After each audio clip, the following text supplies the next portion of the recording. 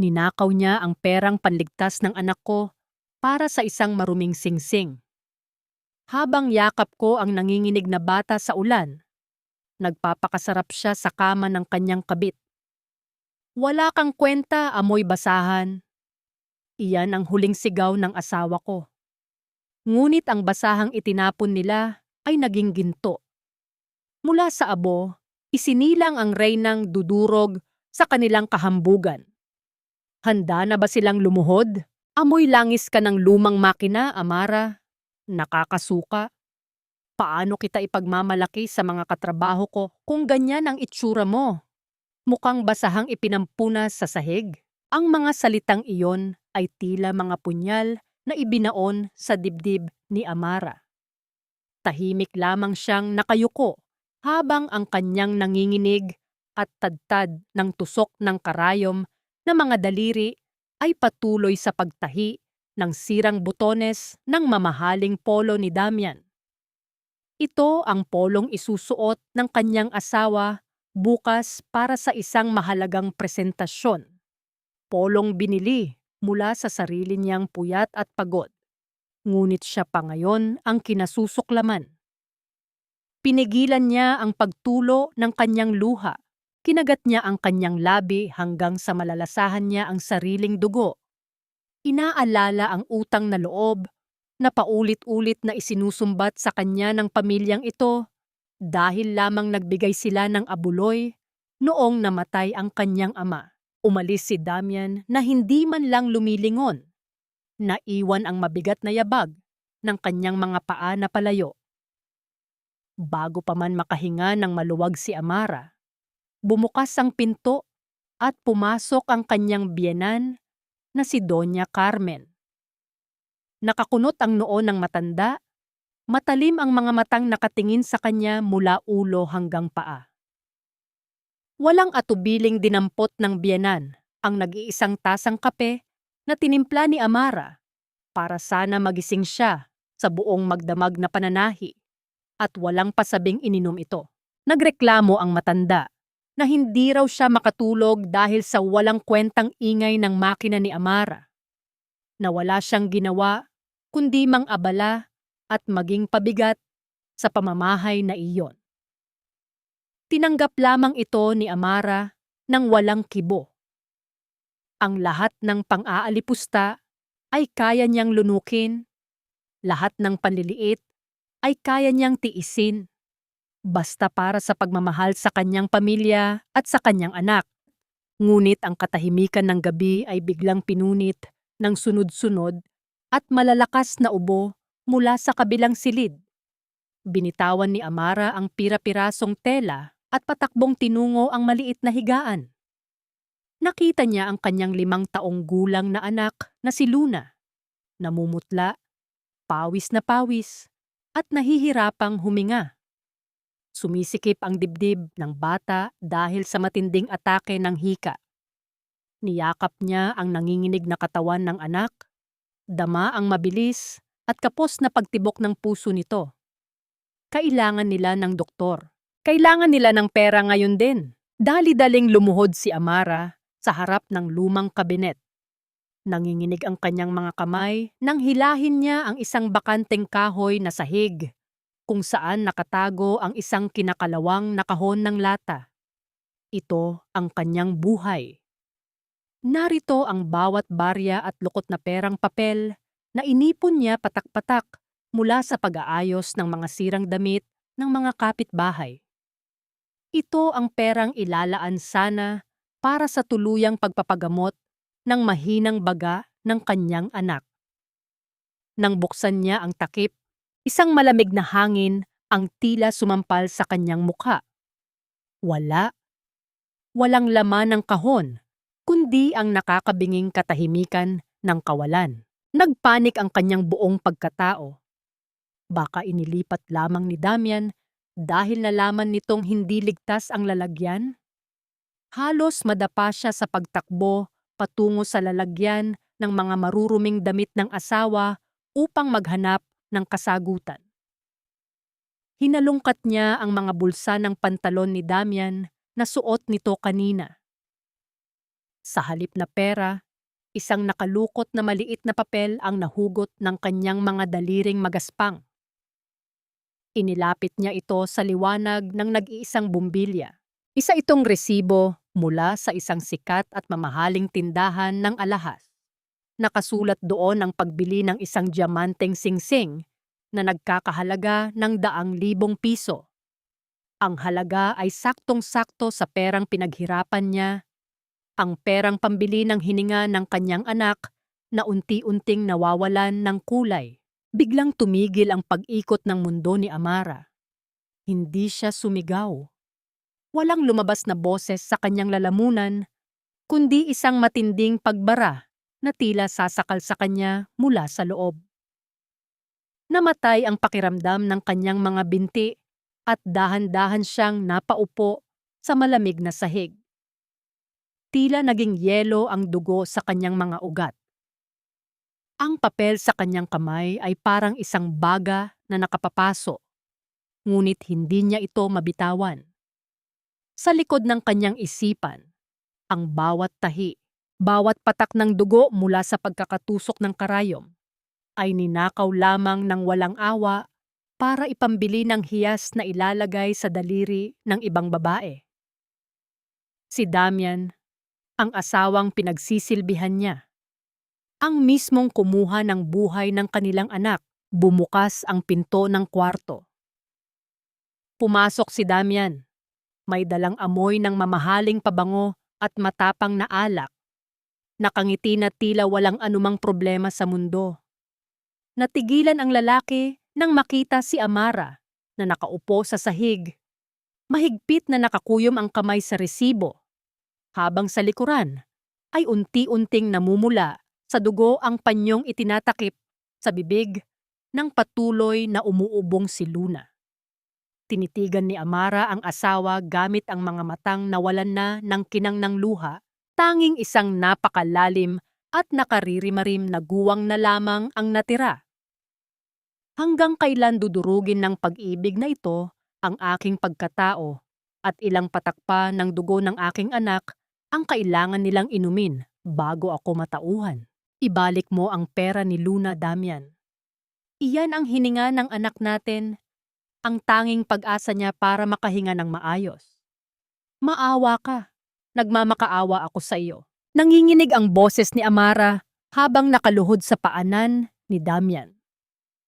Ang kanyang mga kamay ay mahigpit na nakahawak sa resibo ng alahas na tila iyon ang huling ebidensya ng kanyang gumuhong mundo. Ngunit sa halip na pagsisisi, isang malamig at mapang-uyam na tawa ang sumagot sa kanya.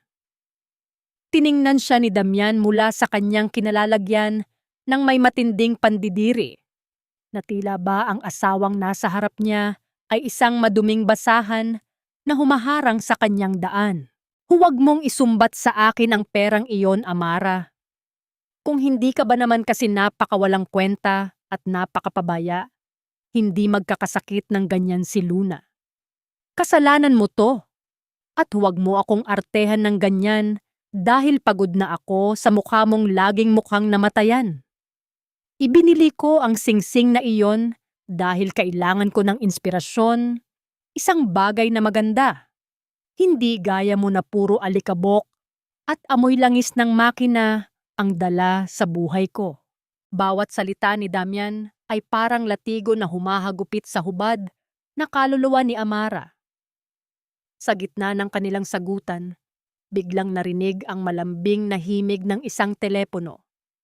Kinuha ito ni Damian at sa isang iglap, ang kanyang mukhang puno ng galit ay napalitan ng isang matamis at malambing na ngiti. Sinagot niya ang tawag sa harap mismo ni Amara. Walang pakialam kung gaano kadurog ang babaeng nakikinig. Hello, Clara. Oh, mahal ko. Nakuha ko na ang singsing. Bagay na bagay iyon sa iyong magagandang daliri. Magkita tayo mamaya. Ipapakita ko sa iyo kung gaano kita pinapahalagahan. Huwag kang mag-alala. Malapit na akong matapos dito sa ingay ng bahay na ito. Parang gumuho ang langit sa ulo ni Amara. Habang ang kanyang anak ay nakikipaglaban para sa bawat hininga sa kabilang silid, ang kanyang asawa ay masayang nagpaplano ng bukas kasama ang ibang babae gamit ang perang pambili sana ng gamot ni Luna. Bago pa man siya makapagsalita, pumasok si Doña Carmen sa eksena. Hindi upang awatin ang anak, kundi upang dagdagan ng pait. Ano pang ginagawa mo rito, Amara? Naririnig ko ang boses mo hanggang sa labas. Wala kang utang na loob.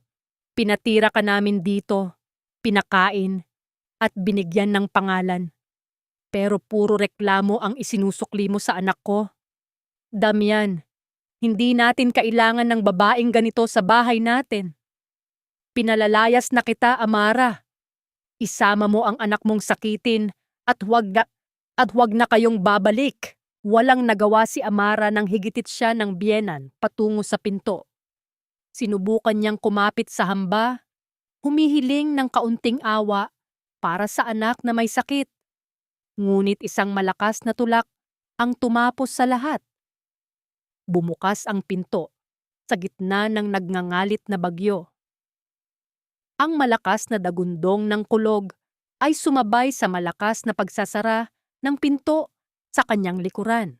Naiwan si Amara sa labas, basang-basa sa ilalim ng napakalakas na ulan, habang kalong ang nanghihinang katawan ni Luna. Ang bawat patak ng ulan ay tila mga karayom na tumutusok sa kanyang balat, ngunit ang lamig ng bagyo ay walang-wala kumpara sa lamig ng puso ng kanyang asawa.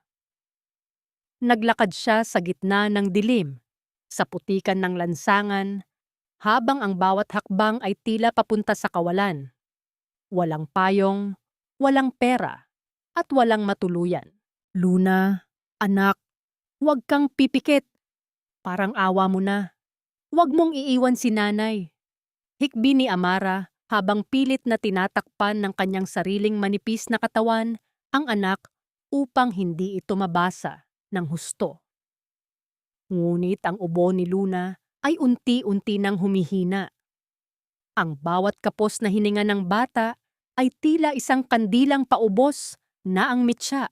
Sa gitna ng kalsada, nadulas si Amara at bumagsak sa malalim na putikan.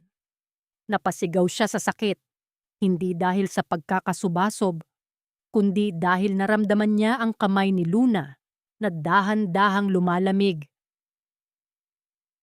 at bumibitiw sa kanyang leeg. Hinaplos niya ang pisngi ng anak, ngunit wala na itong reaksyon. Ang mga mata ng bata ay dahan-dahang pumikit sa gitna ng kawalan ng malay. Tulong! Parang awa niyo na! Tulungan niyo ang anak ko! Ang sigaw ni Amara ay nilunod ng malakas na ihip ng hangin at ragasan ng tubig sa paligid.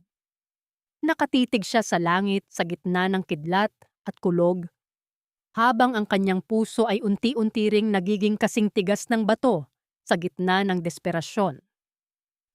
Doon, sa gitna ng putik at ulan, namatay ang dating Amara na marunong magtiis, at isinilang ang isang ina na handang sunugin ang mundo para sa katarungan. Ang liwanag na tumama sa namimigat na mga mata ni Amara ay hindi nagmumula sa langit, kundi sa isang maliit at kumukutitap na sulo na tangan ng isang matandang babae. Ang kamay na humawak sa kanyang balikat ay hindi kasing lamig ng ulan. Ito ay magaspang, mainit, at puno ng lakas na tila humihila sa kanya pabalik mula sa bingit ng kamatayan. Sa gitna ng labo ng kanyang paningin, nakita niya ang isang mukhang puno ng mga gatla ng panahon, ngunit may mga matang naglalagablab sa malasakit. Diyos ko, iha! Anong ginagawa niyo rito sa gitna ng bagyo? Ang bata! Kailangang maisilong ang bata! Ang boses ni Aling Rosa ay naging nagsisilbing angkla ni Amara sa mundong unti-unti nang naglalaho. Sa tulong ng matanda, pilit na itinayo ni Amara ang kanyang nanghihinang katawan at muling kinalong ang walang malay na si Luna. Dinala sila ni Aling Rosa sa isang maliit na gusali sa dulo ng kanto, isang lumang patahian na puno ng mga telang nakasalansan at amoy ng bagong plantsyang koton. Ang tunog ng pagsara ng mabigat na pinto ay tila naging huling tuldok sa malupit na kabanata ng buhay ni Amara sa piling ng mga okoy. Mabilis ang mga galaw ni Aling Rosa. Binalot niya si Luna ng mga tuyong kumot at pinunasan ang nanginginig na katawan ng bata. Kumuha siya ng isang maliit na bote ng gamot mula sa kanyang aparador at maingat na ipinainom ito sa bata.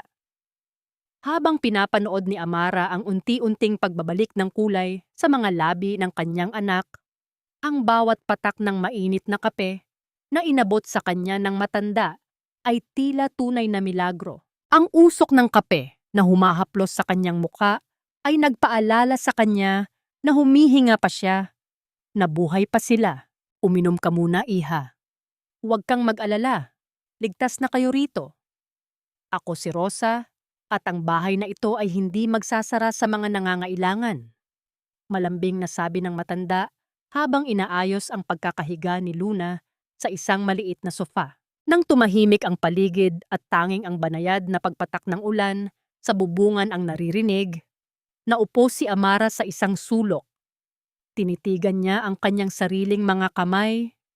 Ang mga kamay na dati ay tanging panahi lamang ng mga sirang damit ng kanyang asawa, ang mga kamay na puno ng peklat mula sa malupit na pagtrato ng kanyang biyenan.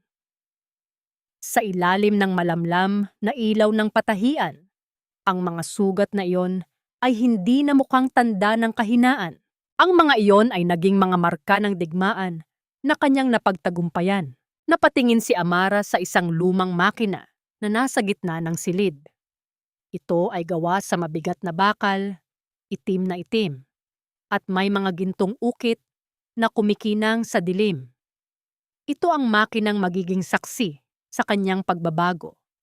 Sa bawat tibok ng kanyang puso, unti-unting napapalitan ang sakit ng isang malamig at matalim na determinasyon.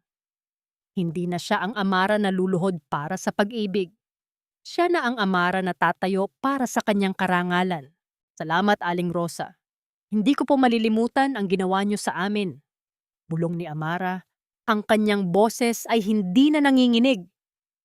May bagong bagsak ang bawat kataga, isang bigat na nagmumula sa kailaliman ng kanyang pagkatao. Napansin ni Amara na si Aling Rosa ay nananatiling tahimik habang nakatitig sa bintana. Tila may malalim na iniisip. Ang malaking patahian na ito, na puno ng mga mamahaling tela at mga disenyo ng gown na hindi pa natatapos, ay tila masyadong malaki para sa isang matandang babae na nag-iisa. May misteryong bumabalot sa bawat sulok ng silid, isang sikretong tila naghihintay na mabuksan. Hinarap ni Amara ang lumang makina at dahan-dahang ipinatong ang kanyang palad sa malamig na bakal nito. Sa kanyang isipan, narinig niya ang boses ni Damian na tinatawag siyang basahan. Ngunit ngayon, ang basahang iyon ay may hawak ng karayom at handa na siyang tahiin ang sarili niyang kapalaran. Isang tahi na hinding-hindi na muling mapuputol ng kahit na sino. Hinding-hindi na tayo muling aapakan, Luna. Isinusumpa ko sa bawat patak ng ulan ngayong gabi. Magbabayad silang lahat. Bulong niya sa hangin, habang ang kanyang mga mata ay nakapako sa dulo ng isang matalas na karayom na nakatusok sa tela. Huwag kang titingin sa likod, Amara. Ang nakaraan ay abo na, at ang abo ay hindi na muling magliliyab, maliban na lamang kung ikaw ang magsisindi ng apoy. Lumipas ang ilang buwan na ang bawat araw ay sinusukat ni Amara sa bawat metro ng telang kanyang tinatabas at sa bawat hibla ng sinulid na kanyang ipinapasok sa butas ng karayom. Ang dating malambot at makinis niyang mga kamay ay unti-unti nang nagkakaroon ng mga kalyo.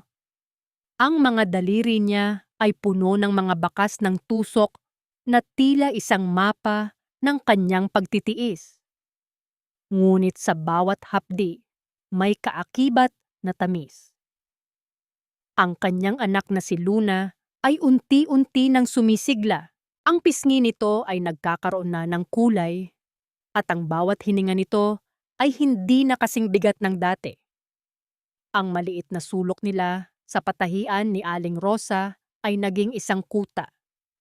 Isang lugar kung saan ang boses ng panlalait ni Damian ay nalulunod sa banayad na ugong ng lumang makina. Isang hapon, habang ang sikat ng araw ay pilit na sumisilip sa pagitan ng mga nakabitin na disenyo, mabilis na bumukas ang pinto ng patahian. Pumasok ang isang babaeng balisa, suot ang mga alahas na kumikinang, ngunit ang muka ay bakas ang matinding pag-aalala. Siya si Mrs. Vera, isang tanyag na pilantropo sa bayan na kilala sa kanyang pagiging pihikan sa pananamit. "Rosa! Parang awa mo na, tulungan mo ako!" Bulalas ni Mrs. Vera habang inilalatag sa mesa ang isang mamahaling Filipiniana dress na gawa sa pinya. Nahagip ito ng pinto ng sasakyan. May malaking punit sa bandang laylayan at may mantsa pa ng langis. "Isusuot ko ito bukas sa pinakamahalagang gala ng taon." Sabi ng ibang sastre, wala na itong pag-asa. Sabi nila, "Itapon ko na lang." Nalungkot si Aling Rosa habang sinusuri ang pinsala. Ang telang pinya ay napakaselan at ang mantsa ng langis ay tila sumuko na sa hibla ng tela. "Mrs. Vera, sa totoo lang, kahit ang aking mga mata ay hindi na kayang ayusin ang ganito kaselang punit nang hindi nahahalata ang dugtong. Napakahirap nito." Sa isang sulok, nakikinig si Amara. Nilapitan niya ang mesa at dahan-dahang hinaplos ang nasirang tela. Sa kanyang paningin, hindi siya nakakakita ng basura. Nakakita siya ng pagkakataon. Nakita niya ang bawat hibla bilang isang sugat na kailangang gamutin, gaya ng paggamot niya sa kanyang sariling buhay. "Aling Rosa, hayaan niyo po akong subukan," matapang na mungkahi ni Amara. "Hindi ko lang po aayusin ang punit. Babaguhin ko ang disenyo para magmukhang sadya ang bawat tahi." Nag-aalangan si Mrs. Vera, tinitingnan ang payak na anyo ni Amara. "Sigurado ka ba, iha? Napakamahal ng damit na ito." "Wala na po kayong mawawala, Mrs. Vera. Bukas ng umaga, ibabalik ko sa inyo ang isang obra na hindi nyo aakalaing nasira kailanman," sagot ni Amara nang may kasiguraduhan na ikinagulat maging ni Aling Rosa. Buong gabi ay hindi ipinikit ni Amara ang kanyang mga mata. Sa ilalim ng nag-iisang bumbilya, ang kanyang kamay ay tila sumasayaw sa ibabaw ng tela. Hindi lamang siya basta nanahi.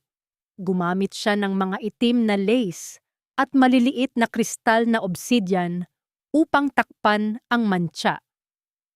Binurda niya ang mga punit sa paraang tila mga dahon ng halamang gumagapang, matapang at elegante. Ang bawat tusok ay may kasamang dalangin, bawat buhol ay may kasamang determinasyon. Sa isang sandali, habang ang antok ay pilit na dumadaig sa kanya, isang malaking patak ng pawis ang muntik ng tumulo mula sa kanyang noo patungo sa puting tela. Sa isang mabilis at tila reflex na galaw, hindi niya ginamit ang kanyang kamay. Sa halip, ginamit niya ang kanyang mahabang buhok upang haplusin at sipsipin ang pawis bago pa man ito makasira sa kanyang gawa. Iyon ang kanyang sakripisyo. Ang kanyang buong pagkatao ay nakataya sa bawat sentimetro ng damit na ito. Nang sumikat ang araw, dumating si Mrs. Vera. Nang ilabas ni Amara ang damit, naghari ang isang mahabang katahimikan sa loob ng patahian. Hindi makapagsalita ang Donya. Ang Filipiniana na dati ay payak lamang ay naging isang obra maestra. Ang mga itim na detalye ng obsidian ay nagbigay ng lalim at misteryo sa damit, na tila ba ito ay ginawa para sa isang reyna. Diyos ko, Amara, bulong ni Mrs. Vera habang hinahaplos ang mga burda. Hindi ito mukhang inayos lang.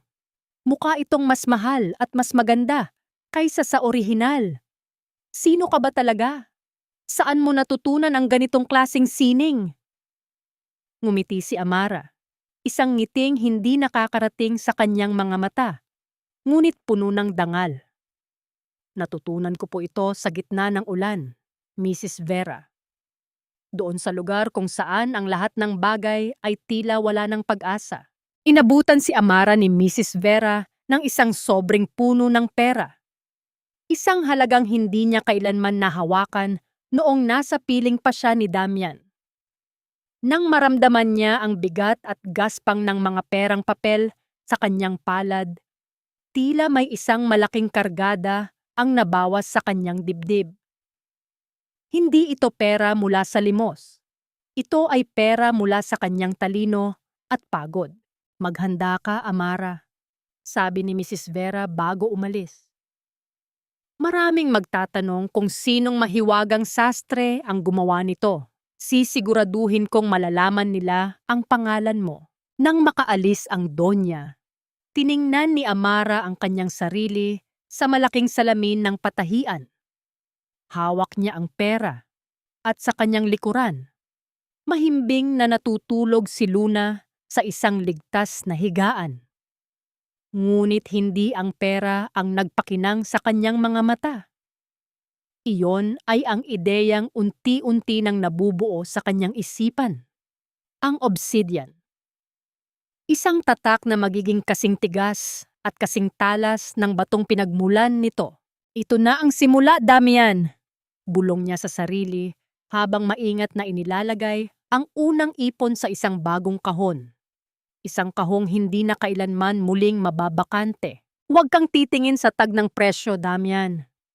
It's so cheap to look at the price first before the beauty of the item. Hindi ba't sabi mo, deserve ko ang lahat ng magaganda sa mundo? Ang boses ni Clara ay tila isang matalim na huni ng ibon na nangingibabaw sa loob ng marangyang butik. Hawak niya ang isang bag na yari sa balat ng buwaya. Ang kulay nito ay kasing pula ng dugo at ang presyo ay sapat na upang pakainin ang isang buong barangay sa loob ng isang taon. Sa tabi niya, si Damian ay nakatayo ng tuwid. Pilit na pinapanatili ang isang bakas ng ngiti sa kanyang mukha kahit na sa loob ng kanyang dibdib ay tila may isang malaking timbang na unti-unting dumudurog sa kanyang mga tadyang. Huminga ng malalim si Damian at inabot ang kanyang credit card.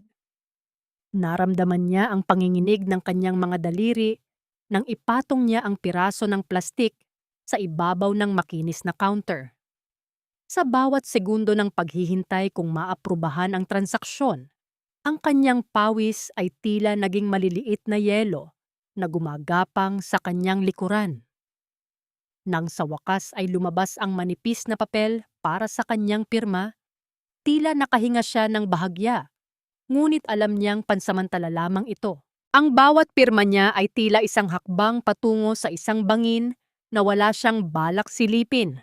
Of course, babe. Anything for you, sabi ni Damian sa wikang Taglish. Pilit na itinatago ang kaba sa likod ng kanyang mapanlinlang na tono. Ngunit sa ilalim ng kanyang mamahaling pabango, may amoy ng takot na hindi niya kayang itago sa sarili niya. Habang ang magkasintahan ay nagpapakasasa sa karangyaan, sa kanilang lumang tahanan, si Doña Carmen ay abala sa isang madilim na sulok ng kanilang sala. Hindi siya nagdarasal. Sa halip, ang kanyang mga mata ay nakapako sa mga tiles ng mahjong na nakalatag sa harap niya. Ang hangin sa loob ng silid ay mabigat sa usok at sa amoy ng kape na matagal nang lumamig. Patawad mga kumare, Malas lang talaga ngayong gabi.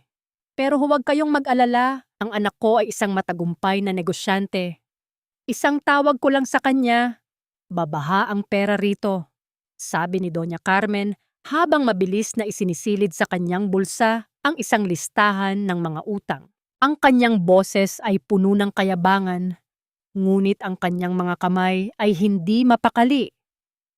Pasimple siyang kumuha ng pera mula sa isang maliit na pitaka na itinago niya sa ilalim ng kanyang unan. Ang perang hiningi niya kay Damian para sana sa bayad sa kuryente at tubig. Para kay Doña Carmen, ang mahalaga ay ang kanyang dangal sa harap ng kanyang mga kalaro, kahit na ang kapalit nito ay ang unti-unting pagkabulok ng pundasyon ng kanilang pamilya. Sa bawat talo niya sa sugal, tila mas lalong tumitindi ang kanyang galit kay Amara. Na tila ba ang pag-alis ng kanyang dating manugang ang dahilan ng lahat ng kanyang kamalasan. Nang gabi ring iyon, bumalik si Damian sa bahay na punong-puno ng mga paper bags mula sa mga branded na tindahan. Ngunit nang tignan niya ang tumpok ng mga sulat sa ibabaw ng kanilang mesa, biglang nawala ang lahat ng kanyang pagod. Sa ilalim ng mga bill ng kuryente at credit card statements, may isang sobreng kulay kape na may opisyal na selyo ng bangko. Dahan-dahan niyang binuksan ng sobre. Ang mga letra sa loob ay tila mga langgam na gumagapang sa kanyang paningin, hanggang sa mabuo ang isang salitang kinatatakutan niya, foreclosure. Ang kanilang bahay, ang tanging simbolo ng kanyang tagumpay na ipinagmamalaki niya kay Clara, ay kukunin na ng bangko dahil sa ilang buwang hindi pagbabayad ng loan. Napasandal si Damian sa pader. Ang lamig ng semento ay tumagos sa kanyang mamahaling polo. Naalala niya si Amara. Naalala niya kung paano ito nagtitipid, kung paano nito binibilang ang bawat sentimo upang matiyak na may pagkain sila at may pambayad sa mga utang. Noong naroon pa si Amara, ang lahat ay maayos. Ang lahat ay may sistema. Ngunit ngayon, ang kanyang buhay ay tila isang magandang kastilyo na yari sa buhangin, na sa isang malakas na ihip ng hangin ay unti-unti nang nagigiba.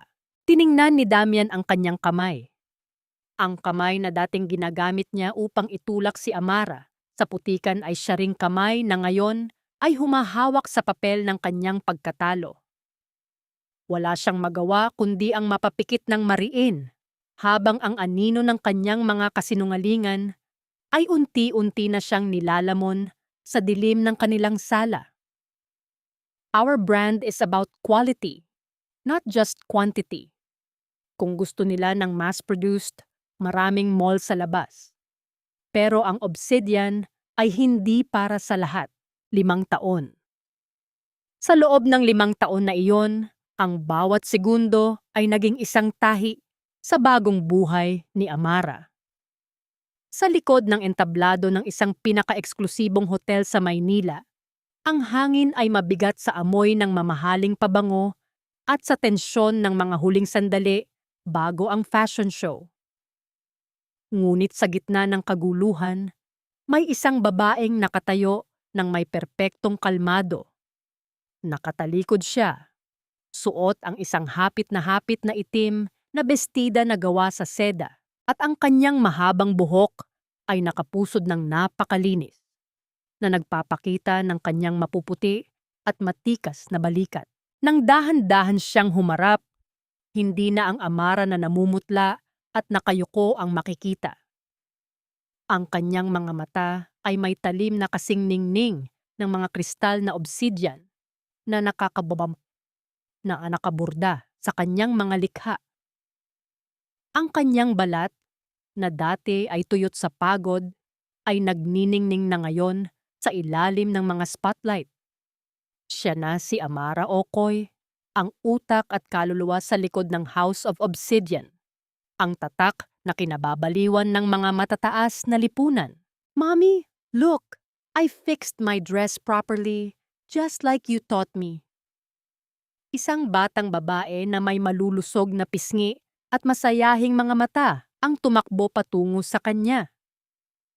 Si Luna. Wala na ang ubo, wala na ang hirap sa paghinga. Suot ang isang maliit na bersyon ng disenyo ng kanyang ina, si Luna ang buhay na patunay na ang bawat sakripisyo ni Amara ay hindi nawalan ng saysay. Hinaplos ni Amara ang buhok ng anak, isang haplos na puno ng init at tagumpay. You look beautiful, anak. Parang isang maliit na reyna. Bulong ni Amara sa Tagalog na puno ng malambing na himig bago muling bumalik ang kanyang seryosong tingin sa mga modelo. Nagsimula ang palabas. Ang bawat hakbang ng mga modelo sa entablado ay sinasabayan ng matitinding paghinga ng mga manonood. Ang koleksyon ay tinawag na Pagbangon. Mga Filipiniana na yari sa itim na pinya at seda na may mga detalyeng tila mga sugat na tinahi ng ginto at diamante. Ito ay kwento ng kanyang buhay na isinalin sa tela.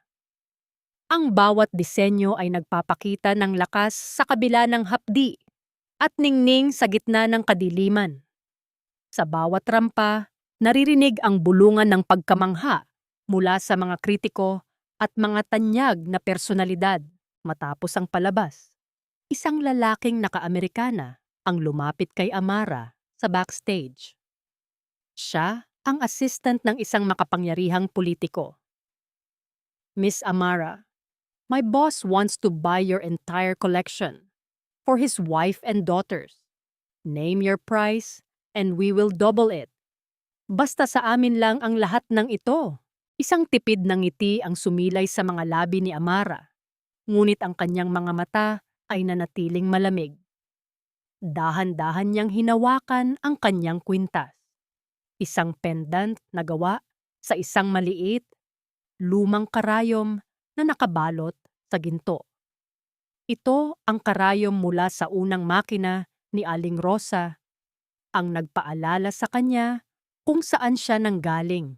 Please tell your boss I'm sorry, sagot ni Amara sa mahinahon ngunit matatag na boses.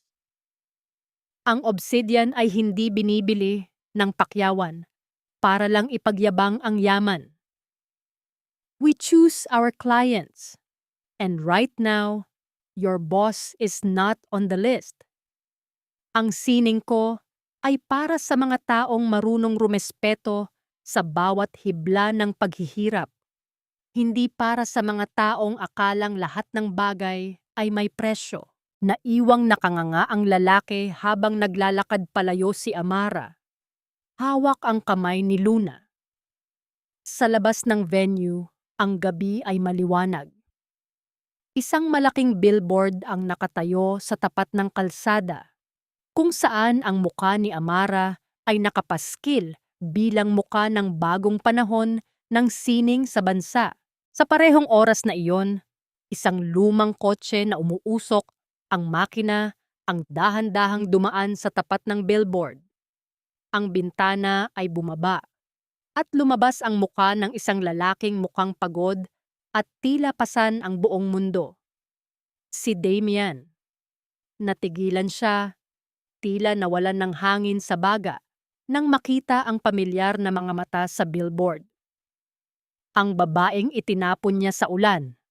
Ang babaeng tinawag niyang amoy basahan ay nakatitig ngayon sa kanya mula sa taas ng isang kaharian na hindi niya kailanman maaabot. Ang tunog ng pag-andar ng mga sasakyan sa paligid ay tila naging isang malakas na hiyaw sa kanyang pandinig, habang ang anino ng billboard ni Amara ay dahan-dahang lumalamon sa kanyang munting sasakyan sa gitna ng traffic. I don't care about the foreclosure, Damian. Ayokong mapahiya sa harap ng mga friends ko. Ang kasal na ito ang tanging paraan para ipakita sa lahat na hindi tayo apektado ng sinasabi nilang bankruptcy ng pamilya ko. Ang boses ni Clara ay tila isang matalas na hiwa sa katahimikan ng kanilang madilim na sala. Inihagis niya ang kanyang designer bag sa sofa. Ang tunog ng pagbagsak ng mamahaling balat. Sa lumang tela ay tila isang insulto sa kahirapan ni Damian. Ang mukha ni Clara, na dati ay puno ng tamis, ay baluktot na ngayon sa galit at sa takot na mawala ang kanyang katayuan sa lipunan. Para sa kanya, ang kasal ay hindi tungkol sa pag-ibig, kundi isang huling depensa laban sa kahihiyan. Napahawak si Damian sa kanyang sintido. Ang kanyang mga mata ay malalim na ang itim sa paligid dahil sa puyat at stress. Clara, please be realistic. Wala na tayong pera. Halos hindi ko na alam kung paano babayaran ang susunod na kuryente. Tapos gusto mo pa ng grand wedding? Then find a way! Sigaw ni Clara sa Taglish habang lumalapit sa salamin at tinitingnan ang kanyang sarili. I want the best. Gusto ko, ang wedding gown ko ay gawa ng House of Obsidian. Sabi nila, yun ang brand ng mga totoong elite ngayon.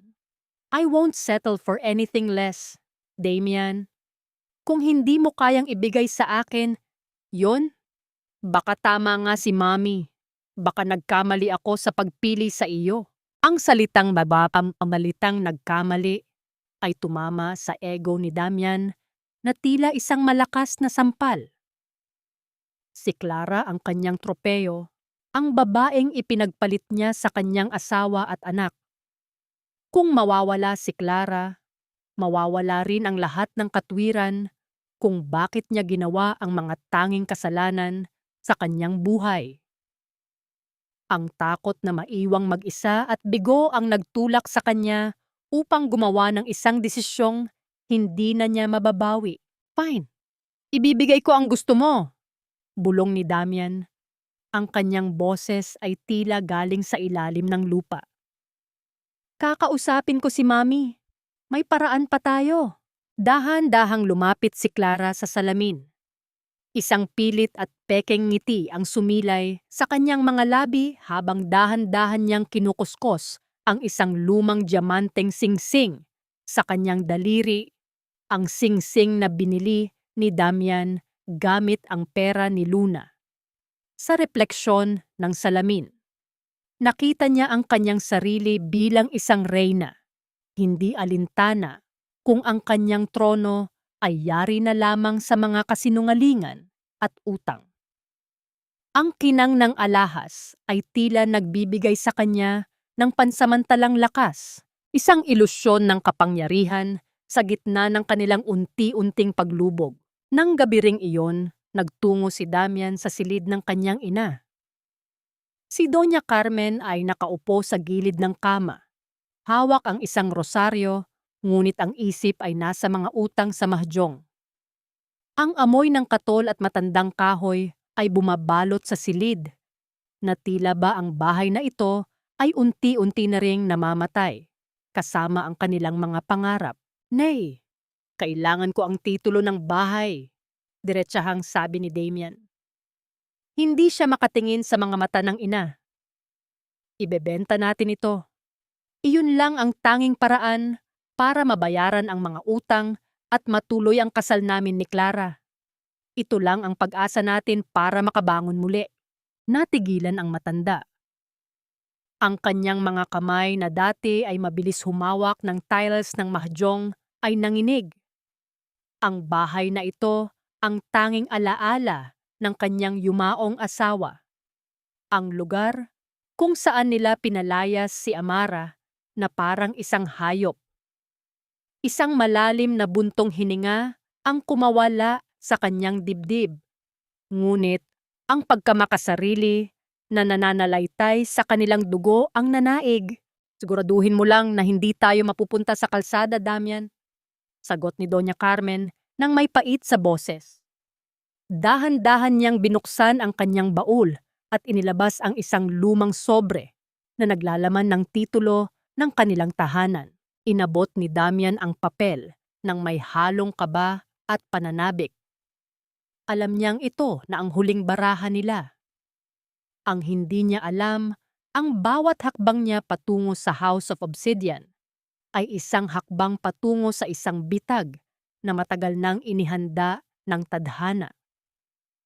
Ang titulo ng bahay na hawak niya ay hindi magiging susi sa kanilang kaligtasan, kundi isang imbitasyon sa isang bangungot na hinding-hindi nila makakalimutan. Ang opisina ni Amara sa loob ng House of Obsidian ay tila isang santuwaryo ng katahimikan at kapangyarihan. Ang bawat dingding ay nababalot ng madilim na pelus at ang tanging liwanag ay nagmumula sa isang modernong lampara na nagbibigay ng gintong kislap sa mga sketch ng mga bagong disenyo. Nakaupo si Amara sa kanyang swivel chair. Ang kanyang boses ay mahinhin habang binabasa ng kanyang assistant ang listahan ng mga bagong kliyente na nag-a-apply para sa isang pribadong konsultasyon. Madam, we have a long queue for the bridal collection next month. Pero may isang request na tila pursigido talaga. Sabi nila, kahit doblehin pa raw nila ang reservation fee, basta maipasok lang sila sa schedule nyo this week. Ulat ng kanyang assistant habang tinitingnan ang screen ng tablet. Dahan-dahang kinuha ni Amara ang tablet. Sa isang iglap, ang kanyang mga daliri na kanina ay payapang nakapatong sa mesa ay biglang tumigas. Sa gitna ng screen, nakasulat ang mga pangalang tila naging mga uling sa kanyang alaala. Clara Valderrama at Damian Ocoy, isang matagal na katahimikan ang naghari sa loob ng silid. Hindi gumalaw si Amara. Hindi rin siya kumurap. Sa balintataw ng kanyang isipan, biglang bumalik ang amoy ng basang lupa at ang nakakangilong lamig ng ulan noong gabing itinapon siya sa kalsada. Naramdaman niya ang pait ng bawat salitang binitawan ni Damian at ang malupit na pagtaboy ng kanyang biyenan. Ngunit sa halip na sumabog sa galit, isang malamig at misteryosong ngiti ang dahan-dahang sumilay sa kanyang mga labi. Ito ang ngiti ng isang taong matagal nang naghintay sa pag-ikot ng tadhana. Madam, are you okay? Should I decline them? Medyo aggressive ang tone ng email nila, especially the lady. Tanong ng assistant na bakasang pag-aalala. Dahan-dahang ibinaba ni Amara ang tablet at sumandal sa kanyang upuan. Kinuha niya ang kanyang tasa ng tisaa, dinama ang init nito sa kanyang mga palad na dati ay nanginginig sa takot. Ngunit ngayon ay matatag na gaya ng pundasyon ng kanyang gusali. No, don't decline them. Sagot ni Amara sa Taglish, ang kanyang boses ay kasing kinis ng seda, ngunit may talim ng bakal. In fact, clear my schedule for them. Gusto kong makita kung gaano kalalim ang kanilang pagnanais na magsuot ng isang obsidian. Eksaktong sa sandaling iyon, bumukas ang pinto at pumasok si Luna. Ang bata ay suot ang kanyang uniforme sa paaralan, ang kanyang buhok ay maayos na nakatali, at ang kanyang mga mata ay nagniningning sa kalusugan. Napansin ni Luna ang ngiti ng kanyang ina. Isang ngiting hindi niya madalas makita. Mommy, why are you smiling like that? Did something good happen today? Tanong ni Luna habang lumalapit at yumayakap sa baywang ni Amara. Hinaplos ni Amara ang buhok ng kanyang anak, ang kanyang tanging kayamanan at dahilan kung bakit siya bumangon mula sa putikan. Sa bawat haplos niya, tila lalong tumitibay ang kanyang desisyon. May mga bisitang darating mula sa ating nakaraan, anak, bulong ni Amara sa Tagalog. Ang kanyang tingin ay nakapako sa kawalan. Mga taong nakalimot na ang mundo ay bilog. At ngayon, oras na para ipaalala sa kanila na ang bawat tahi ng buhay ay may katumbas na halaga. Humarap muli si Amara sa kanyang assistant. Approve the appointment, but tell them our policy has changed. For high-profile clients like them, we require a 50% non-refundable deposit upfront bago ang unang fitting. Sabihin mo, iyon ang standard para sa mga VIP. Alam ni Amara na ang halagang iyon ay katumbas ng titulo ng bahay na hawak ni Damian. Alam niyang ito na ang huling bala ng kanyang dating asawa. Sa pagpindot niya ng send sa computer, tila naririnig niya ang tunog ng isang bitag na dahan-dahang nagsasara. Hindi niya kailangang dumanas ng dugo o dahas. Sapat na ang kanyang sining at ang kanilang sariling kahambugan upang tuluyan silang malunod sa sarili nilang hukay. Welcome to House of Obsidian, Damien. Bulong ni Amara sa hangin habang pinapanood ang paglubog ng araw sa labas ng kanyang bintana. Handa na akong sukatin kung gaano kalaki ang iyong kahihiyan. I don't like the scent of this place. Parang masyadong matapang ang amoy ng insenso. At bakit walang sumasalubong sa atin agad? Don't they know who I am? Ang boses ni Clara ay umaling-awngaw sa malawak at marangyang lobby ng House of Obsidian. Ang bawat hakbang ng kanyang matutulis na takong sa makintab na sahig na gawa sa purong marmol ay tila isang paglapastangan sa katahimikan ng silid.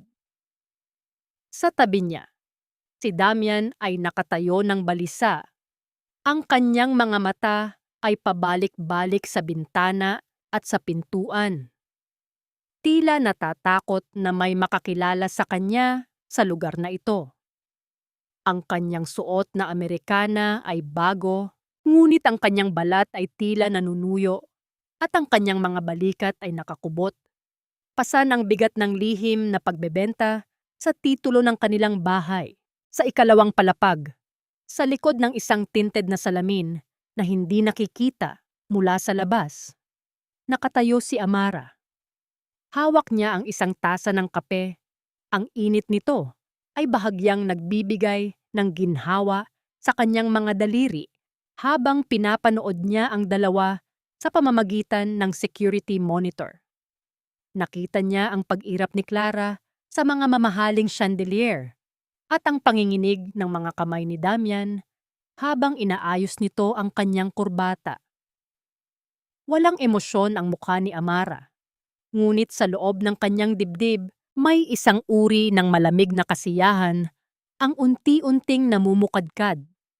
Ang mga taong ito, na dati ay itinuturing siyang dumi sa kalsada, ay kusa ngayong pumasok sa kanyang teritoryo upang magbayad para sa kanyang serbisyo. Let them wait for 10 more minutes.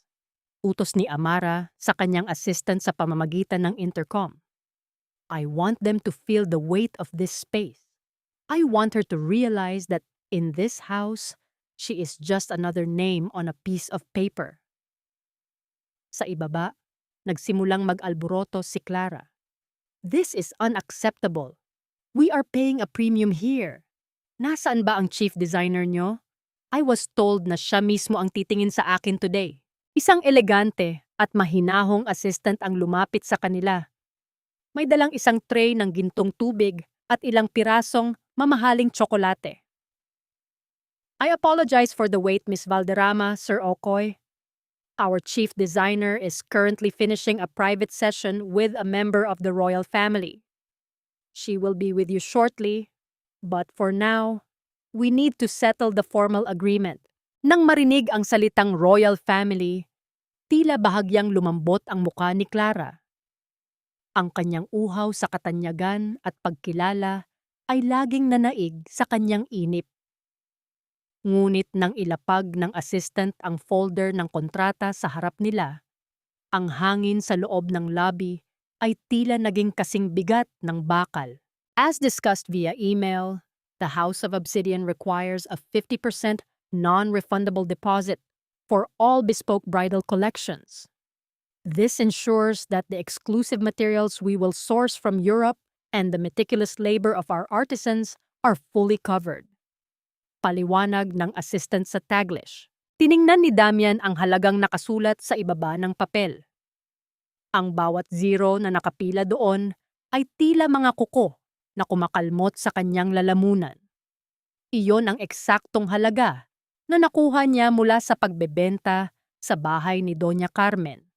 ang bahay kung saan sila lumaki, ang bahay na tanging seguridad ng kanyang ina. Naramdaman niya ang malamig na pawis na gumagapang mula sa kanyang noo patungo sa kanyang mga mata, dahilan upang bahagyang lumabo ang kanyang paningin. "Damien, what are you waiting for? Sign it," utos ni Clara. Ang kanyang boses ay puno ng kawalan ng pasensya. "This is obsidian. Ang pagsusuot nito sa kasal natin ay maglalagay sa atin sa front page ng bawat fashion magazine. Don't tell me nag-aalangan ka sa presyo." "No. No, of course not," pautal na sagot ni Damian. Ang kanyang boses ay nanginig ng bahagya, isang tunog na sapat na upang marinig ni Amara mula sa monitor. "I was just checking the terms." Dahan-dahang kinuha ni Damian ang mamahaling pluma na inabot ng assistant. Ang bawat guhit ng kanyang pirma sa kontrata ay tila isang hatol sa kanyang sarili. Alam niyang sa sandaling tumama ang tinta sa papel, wala na siyang babalikan. Ang perang ninakaw niya mula sa hininga ng kanyang anak noon ay tila bumabalik ngayon bilang isang utang na kailangan niyang bayaran sa pamamagitan ng kanyang sariling kinabukasan. Nang matapos ang pirmahan, kinuha ng assistant ang folder at ngumiti ng matamis. "Thank you, sir. Your deposit has been cleared. Inaasahan po namin ang inyong pagbabalik para sa unang fitting. Ang aming chief designer ang mismong haharap sa inyo sa araw na iyon." Habang naglalakad palabas ang dalawa, muling sumandal si Amara sa kanyang upuan at dahan-dahang uminom ng kape. Ang pait nito ay tila naging matamis sa kanyang panlasa. Nakita niya ang pagyakap ni Clara kay Damian sa monitor. Isang yakap na puno ng huwad na pagmamahal at materyalismong hangarin.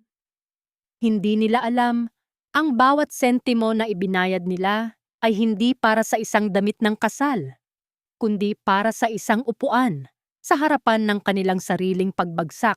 "You've just signed your own ruin, Damien." Bulong ni Amara, ang kanyang mga mata ay nanatiling nakapako sa monitor hanggang sa tuluyan nang maglaho ang anino ng dalawa sa labas ng gusali. "Wala na ang bahay, Nay. Ibinenta ko na ang titulo para sa huling pagkakataon na maisalba ang pangalan natin. Ibinayad ko na sa House of Obsidian ang lahat ng nakuha ko." Ang tinig ni Damian ay tila isang basag na baso na kumakalos sa sahig ng kanilang sala. Nakatayo siya sa gitna ng silid na halos wala ng gamit. Ang mga anino ng mga dating muebles ay tila mga multong nagpapaalala sa kanilang dating karangyaan. Sa harap niya, si Doña Carmen ay nakaupo sa isang lumang silya. Ang kanyang mga kamay na dati ay matapang na naglalatag ng mga baraha ay nanginginig na ngayon habang nakahawak sa kanyang dibdib. Ang amoy ng langis na pamahid at ang alikabok ng mga nakapaking kahon ay bumabalot sa paligid, na tila ba ang bahay mismo ay nagluluksa sa sarili nitong kamatayan. Huminga ng malalim ang matanda, ang kanyang boses ay naging isang mahinang bulong na puno ng pait. "Ang bahay na ito, dito namatay ang iyong ama, Damian. Dito natin pinalayas ang babaeng iyon para lang mapalitan ng isang linta na uubos sa ating huling sentimo. Siguraduhin mo lang na ang kasal na iyan ang magbabalik sa atin sa itaas. Dahil kung hindi, sa kalsada ang tuloy nating dalawa." Hindi makasagot si Damian. Ang bawat salita ng kanyang ina ay tila isang mabigat na bato na idinaragdag sa kanyang pasanin. Ang tanging nasa isip niya ay ang mukha ni Clara at ang pangakong muli silang kikilalanin ng lipunan kapag nakita ang kanyang asawa na suot ang isang obra mula sa obsidian. Para sa kanya, ito ay isang pagsusugal sa kanyang kaluluwa. Isang huling taya sa isang larong alam niyang dehado siya, ngunit wala na siyang ibang mapupuntahan. Sa kabilang dako ng lungsod, sa loob ng isang opisina na may overlooking view ng nagkikislapang mga ilaw ng Maynila, dahan-dahang inilapag ng isang abogado ang isang makapal na folder sa mesa ni Amara. Ang tunog ng papel na tumama sa makinis na kahoy ay tila isang hudyat ng pagtatapos ng isang mahabang paghihintay. "Everything is settled, madam," ulat ng abogado sa formal na tono. "The broker confirmed the sale. Dahil sa laki ng utang sa bangko at sa pagmamadali ng nagbebenta, nakuha natin ang property sa napakababang halaga. This is now officially yours." Dahan-dahang kinuha ni Amara ang dokumento. Ang kanyang mga mata ay nanatiling nakapako sa mga salitang nakasulat sa itaas. Original Certificate of Title. Hinaplos niya ang papel. Dinama ang gaspang nito sa ilalim ng kanyang mga daliri. Ito ang titulo ng bahay kung saan siya tinratong alipin. Ang bahay kung saan ninakawan ng hininga ang kanyang anak. At ang bahay kung saan siya itinapon sa gitna ng bagyo na parang isang basura. Ang bawat letra ng pangalan ni Doña Carmen at Damian nakakabona na nakasulat doon ay tila mga bakas ng isang nakaraang hindi na makakasakit sa kanya. Isang mapait na alaala ang bumalik sa kanyang gunita. Ang sandali nang lumuhod siya sa sahig ng kusina ng bahay na iyon habang pinupunasan ang sapatos ni Damian. Habang tinatawanan siya ng kanyang biyenan. Ngayon, sa isang pirasong papel, ang buong kasaysayan ng kanilang pamilya ay nasa ilalim na ng kanyang kapangyarihan. Siya na ang nagmamay-ari ng kanilang bubong, ng kanilang mga pader, at ng kanilang huling natitirang dignidad. "Madam, may ipapagawa po ba kayo sa mga nakatira doon?" Tanong ng kanyang assistant na kanina pa nakamasid. Tumayo si Amara at lumapit sa malaking bintana. Ang refleksyon niya sa salamin ay tila isang reynang handa ng magbigay ng hatol. Dahan-dahan niyang kinuha ang kanyang telepono at nag-type ng isang maikling mensahe para kay Clara. Ang kanyang mga daliri ay hindi nanginginig. Ang bawat pindot niya ay puno ng isang nakakalamig na katiyakan. "Huwag muna silang paalisin," sagot ni Amara. Ang kanyang boses ay malamig at walang bahid ng awa. "Gusto ko silang manatili doon hanggang sa huling gabi bago ang kasal. I want them to feel safe inside a house that they no longer own. I want the fall to be higher and the impact to be harder." Isang maikling tunog ng notification ang narinig mula sa kanyang telepono. Ipinadala na niya ang mensahe, "Your gown is ready for the final fitting. The chief designer expects you and Mr. Okoy tomorrow at exactly 2 p.m. Do not be late." Habang pinagmamasdan ni Amara ang titulo ng bahay sa ilalim ng liwanag ng kanyang lampara, isang lihim na kasiyahan ang bumalot sa kanya. Hindi ito ang kasiyahan ng isang taong nagnanais ng dugo, kundi ang kasiyahan ng katarungang dahan-dahang dumarating sa paraang hindi inasahan ng kanyang mga kaaway.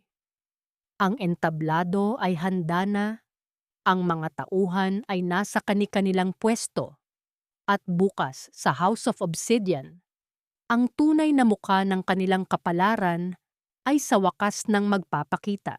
"Nasaan ba ang chief designer nyo?" "My time is gold at hindi ko binabayaran ang House of Obsidian ng milyon-milyon para lang paghintayin sa isang fitting room." Ang boses ni Clara ay umalingaw-ngaw sa loob ng VIP suite, isang silid na nababalot ng puting sutla at mga salaming may gintong frame. Sa gitna ng silid, nakatayo ang isang mannequin na suot ang isang wedding gown na tila hinabi mula sa mga bituin. puno ng mga kristal, pino ang bawat tahi, at may aura ng kapangyarihan. Sa tabi ni Clara, si Damian ay nakatayo ng hindi mapakali. Hawak ang isang paper cup ng kape na dahan-dahang lumalamig sa kanyang nanginginig na kamay. Ang kanyang mga mata ay pabalik-balik sa pintuan. Tila may kung anong kaba na hindi niya maipaliwanag. Isang pakiramdam na tila may nakamasid sa bawat hibla ng kanyang pagkatao. Sa kabilang dulo ng silid, dahan-dahang bumukas ang isang makapal na kurtinang pelus. Ang tunog ng marahan at matikas na yabag ng mga takong sa makintab na sahig ay tila isang tibok ng puso na papalakas ng papalakas. Isang babae ang lumabas mula sa anino. Nakatalikod siya sa kanila. Inaayos ang laylayan ng mamahaling gown sa mannequin. Ang kanyang tindig ay parang isang reyna. Ang kanyang buhok ay nakapusod ng perpekto. At ang mga alahas sa kanyang leeg ay kumikinang ng may awtoridad. I apologize for the delay, Miss Valderrama. Mahirap kasing tahiin ang isang pangarap na nakatayo sa ibabaw ng mga kasinungalingan. Ang boses ng babae ay mahinhin, kasing kinis ng seda, ngunit may lamig na tila yelong dumampi sa balat ni Damian. Napatigil si Damian. Ang boses na iyon, ang tono ng bawat salita. Tila isang multo mula sa nakaraan ang biglang umihip sa kanyang batok. Dahan-dahang humarap ang babae. Ang bawat sentimetro ng kanyang pag-ikot ay tila isang taon ng paghihirap na dumaan sa harap ng mga mata ni Damian. Nang tuluyan ng magtama ang kanilang mga paningin, tila huminto ang pag-ikot ng mundo para sa lalaki. Ang babaeng nasa harap niya ay si Amara. Ngunit hindi ito ang Amara na amoy langis ng makina. Hindi ito ang Amara na duguan ang mga daliri at nakayuko sa panlilait. Ang Amara na nasa harap niya ngayon ay nagniningning sa yaman at kapangyarihan. Ang kanyang mga mata ay walang bakas ng luha, tanging isang malalim at nakakalunod na kawalan.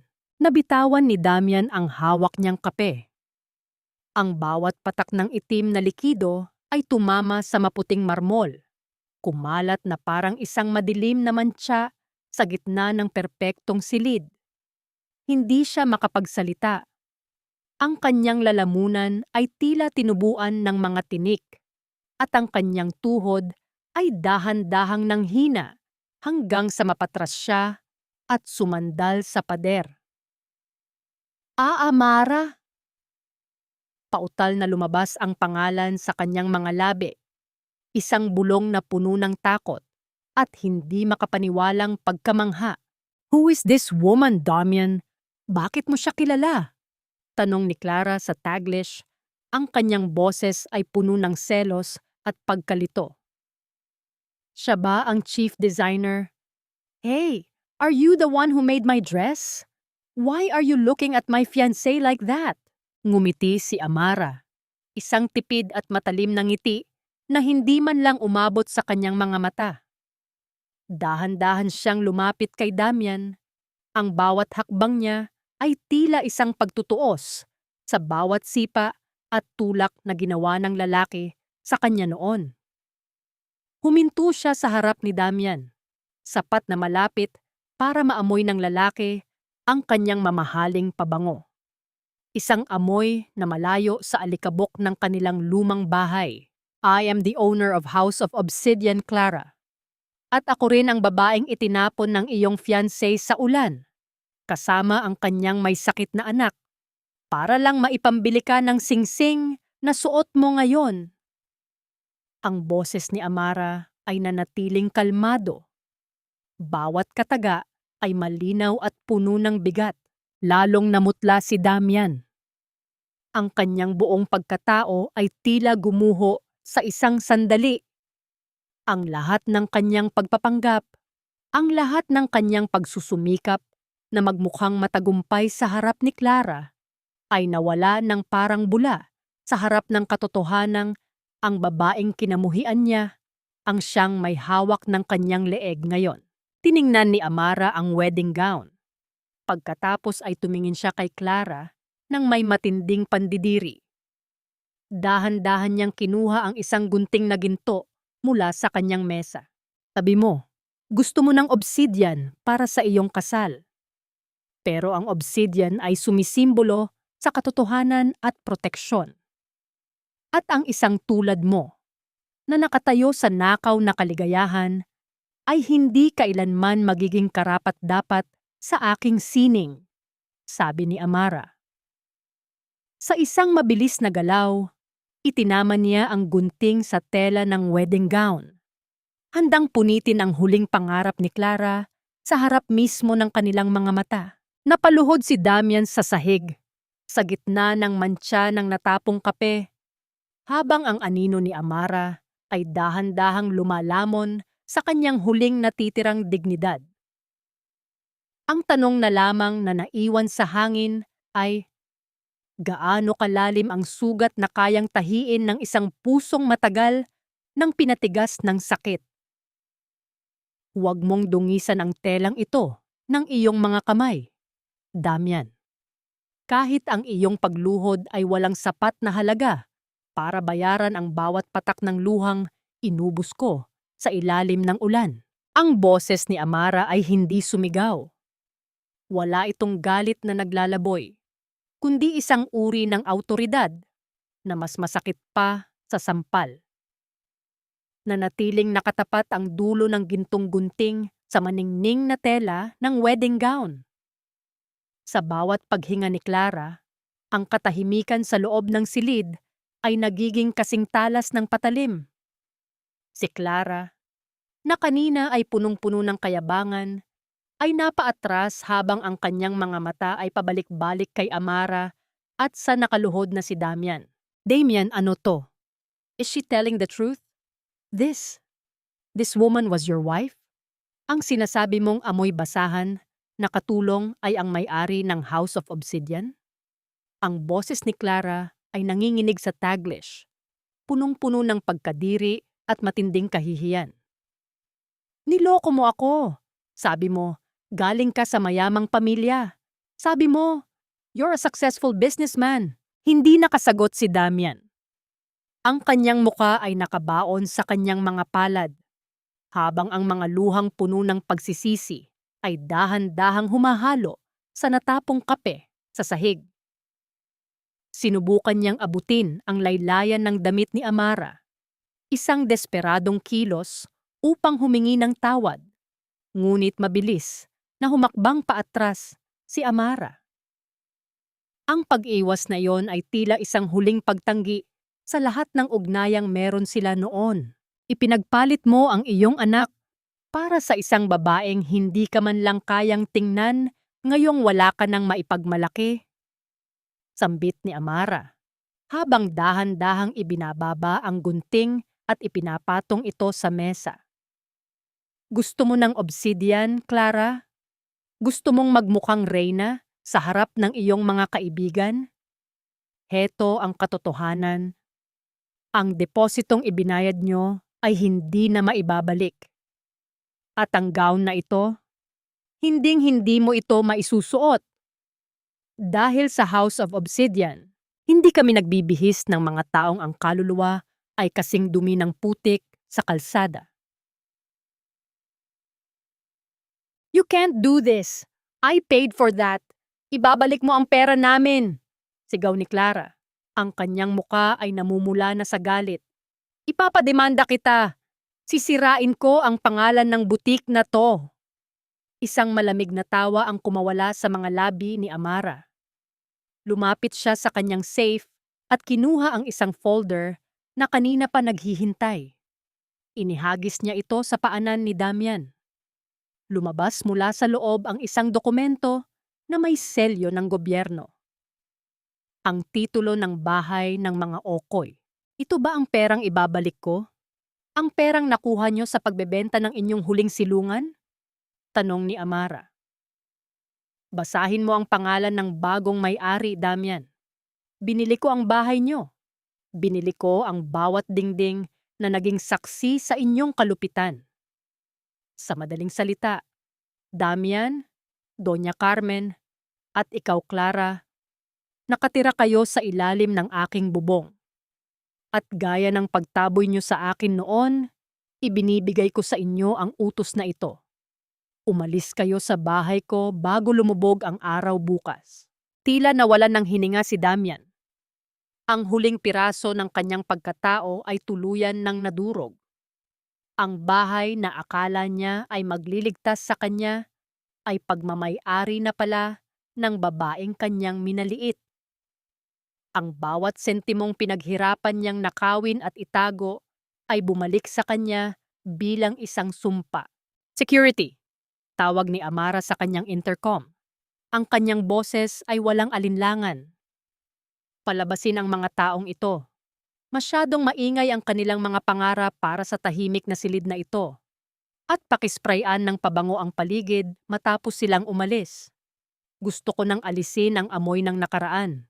Pumasok ang dalawang malalaking gwardya at hinawakan sa braso ang nagwawalang si Clara at ang nanghihinang si Damian. Habang kinakaladkad sila palabas, tanging ang tunog ng pagpadyak ni Clara at ang hikbi ni Damian ang narinig. Nang muling tumahimik ang silid, lumapit si Amara sa manekin. Kinuha niya ang bote ng mamahaling pabango sa kanyang mesa at dahan-dahang ispray ito sa hangin. Pinagmamasdan ang maliliit na butil ng halimuyak na naglalaho sa liwanag. Hindi siya nakaramdam ng galit, ni hindi rin siya nakaramdam ng lungkot. Ang tanging naramdaman niya ay ang banayad na kapayapaan ng isang pusong sa wakas ay nakawala na sa pagkakagapos. Tapos na tayo, Damian, bulong niya sa sarili habang pinagmamasdan ang sariling refleksyon sa salamin. Isang babaeng hindi na kailanman muling titingin sa likod. Ang ulan na bumubuhos sa labas ng House of Obsidian ay hindi kasing lupit ng bagyo 5 taon na ang nakalilipas, ngunit ang lamig na dulot nito ay tila mas bumaon sa buto ni Damian. Nakatayo siya sa gilid ng kalsada. Basang-basa ang kanyang mamahaling Amerikana na ngayon ay tila isang mabigat at maduming balat na gustong kumawala sa kanyang katawan. Sa kanyang tabi, ang pagsigaw ni Clara ay tila isang malayo at walang kwentang ingay sa kanyang pandinig. You're a loser, Damian. Isang malaking pagkakamali na pinatulan kita. All this time, akala ko ikaw ang mag-aangat sa akin. Pero isa ka palang basahan na nagpapanggap na ginto. Ang boses ni Clara ay puno ng puot. Ang kanyang make-up ay humahalo na sa patak ng ulan, na nagpapakita ng isang mukhang mas nakakatakot kaysa sa maganda. Sa gitna ng kalsada, hinubad ni Clara ang diamanteng singsing.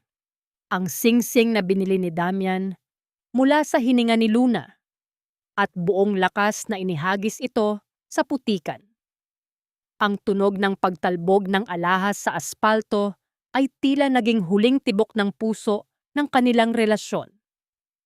Hindi na lumingon si Clara nang sumakay ito sa isang dumaraang taxi.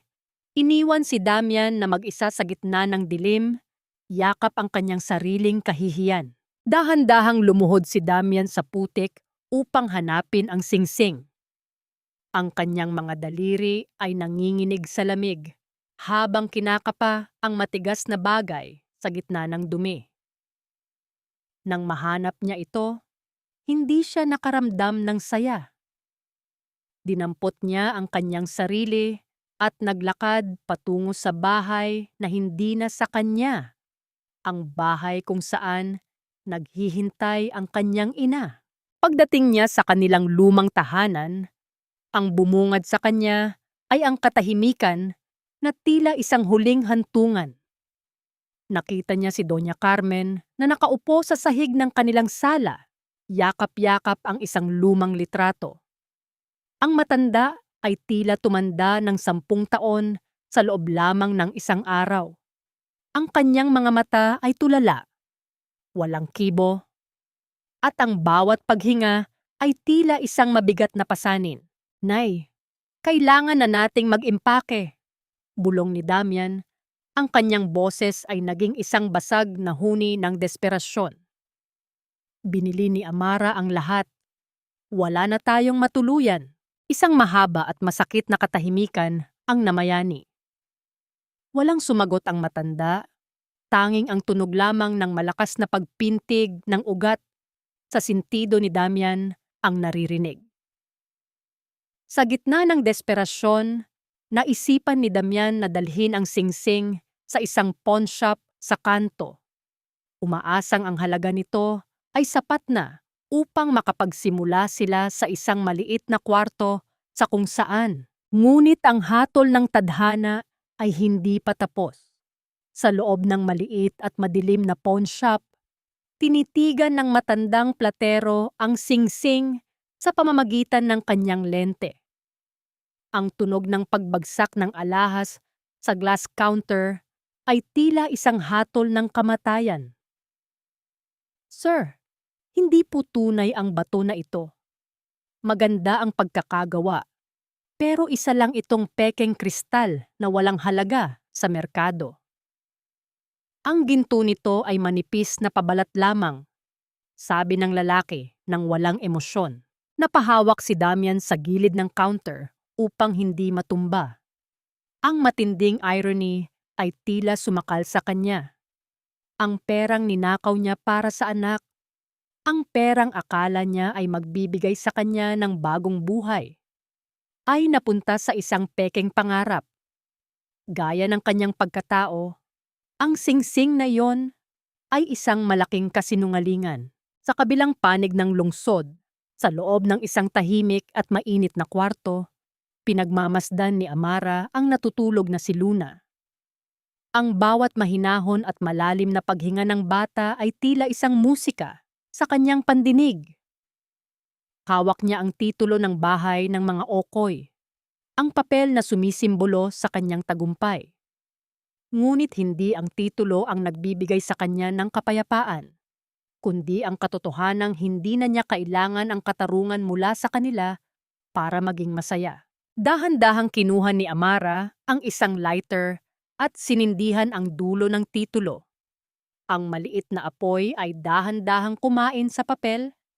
Ang bawat letra ng pangalan ni Damian ay unti-unting nagiging abo sa harap ng kanyang mga mata. Hindi niya kailangan ang bahay na iyon.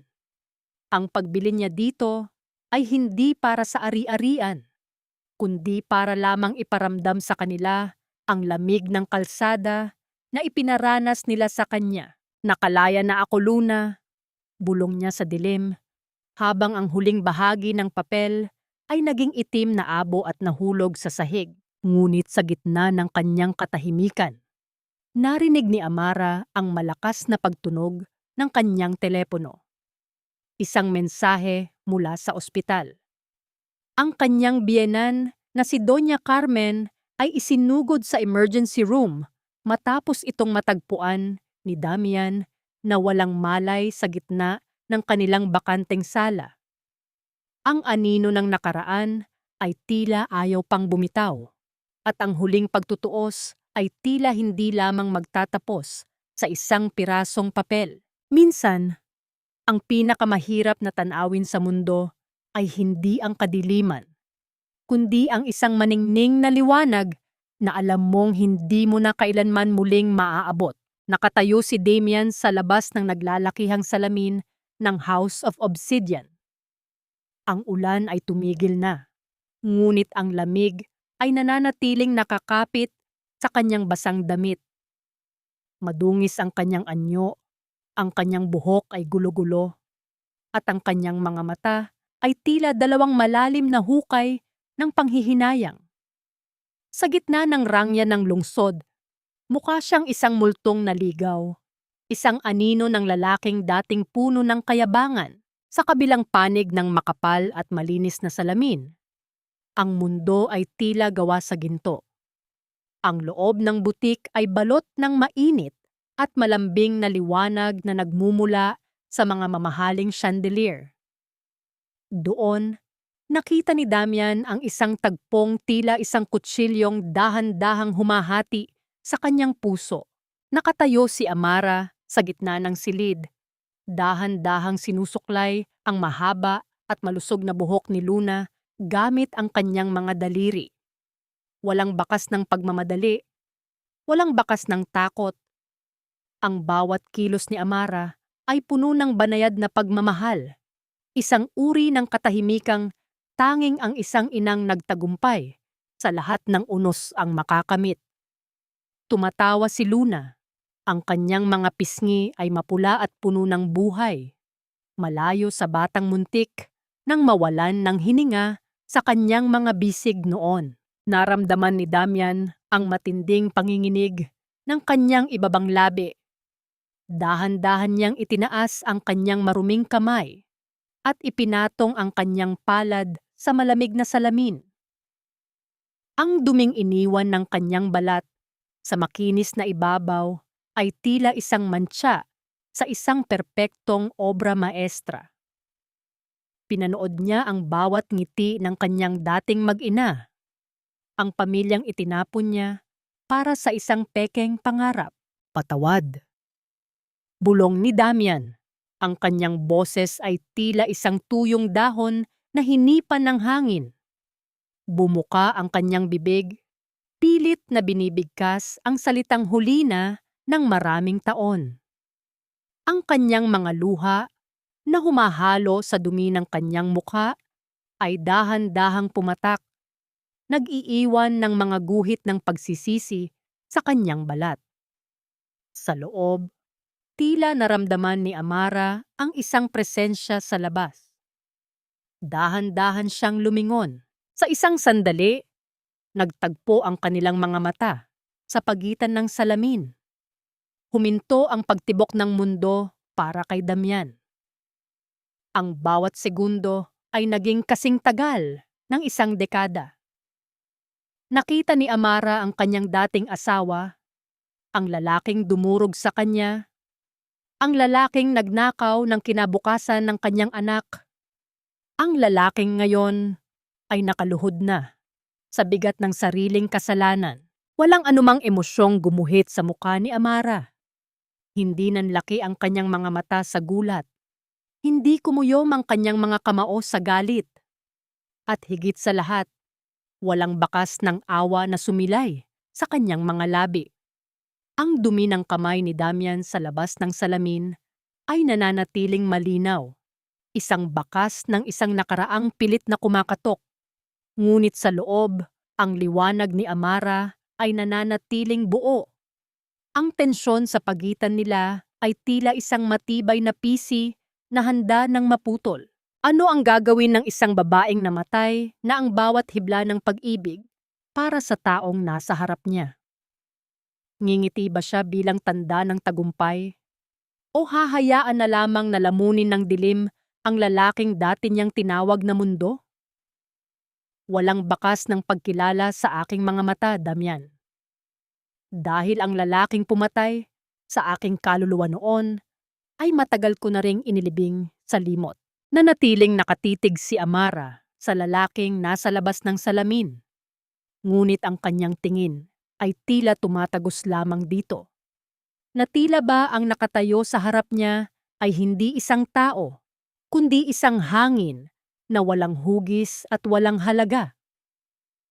Ang panginginig ng mga kamay ni Damian at ang mga luhang bumabagtas sa madungis nitong pisngi ay hindi na nakapukaw ng kahit na katiting na hapdi sa kanyang dibdib.